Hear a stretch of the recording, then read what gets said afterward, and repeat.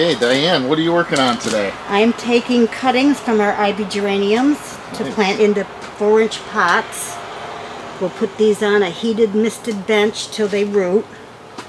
Great. And we wean them off from the heat and the mist, and when they're rooted, we'll pot them up. Okay.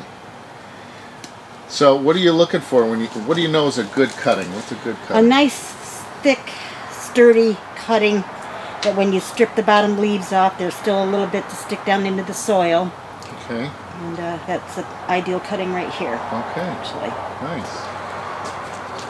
And how many cuttings do you think you're taking here? Well, on these baskets, I'm only taking 1 per plant. There's 3 plants in the baskets, and I'm just taking 1 per plant. That way they'll be more even and won't be taking off too many. You're not doing anything that you wouldn't normally do anyway, right? This is probably a good stage that you would pinch this plant anyway? When the cuttings are taken, I'll go back and just do any more light pinching if they need it to even them up.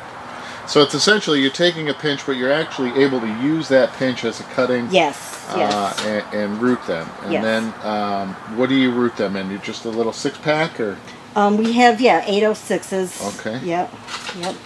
And good. How long have you been taking cuttings like this for? 23 years. 23 years. Yes, 23 wow. years. Excellent. Excellent. Yep. So you're on a certain variety here. You're on Contessa Bicolor. Yes. How many different varieties do you think you're doing today? Oh my goodness. Well, I've done 5 or 6, and I probably got 10 more to go. Okay. And a couple hundred cuttings altogether? Oh, probably? there's several hundred. Yeah. Okay. This variety right here, I'm doing 72. Nice. So I know we get our plants from, we talked earlier about we get our plants from 3 different places: seeds, unrooted cuttings, and rooted cuttings. What other types of unrooted cuttings do we do? Well, today I've already done the New Guinea impatiens. All our fuchsia hanging baskets come from unrooted cuttings. Right. Herbs, just a lot of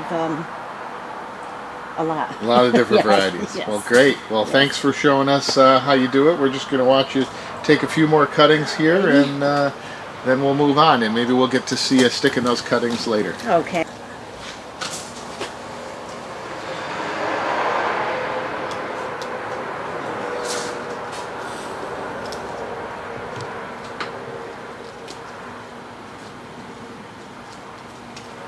So we're back from house 2. We've come over to house 11, the propagation house, and we're ready to stick those cuttings that you just showed us you took off those hanging baskets. And we're just going right into the propagation soil. Yes. Good. These don't need any hormone. They root very well on their own. Show us what one looks like right before you clean it and then right after. Okay. So you can see the extra leaves and the flower buds on it. Yeah. I strip all that off, and depending on how many leaves I might leave, at least 1 big one. I try to leave 1 big one. Okay. And then stick it right in the into center the of the soil. cell. Yeah, about a 1/4 inch or so down. This one here doesn't need anything. Okay.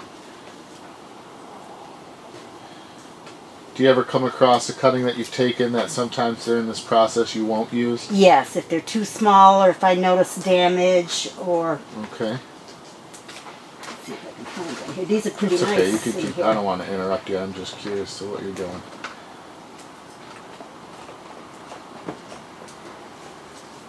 So this variety is the Contessa Burgundy Bicolor. Yes. So we're very particular about you making sure that you get the right variety with the right tag, I assume? Yes, because there's also a Contessa Burgundy. Oh boy. So, and there's a few other bicolors, I think. Yes. Yes. Good, so you stick it right in the center. Great, we'll let you finish that flat, and then you could show us what you do next. Okay, so I'm putting the flat on the heated, misted bench. And I'm going to set the automatic system to have the mist come on at intervals for 6 seconds every 20 minutes.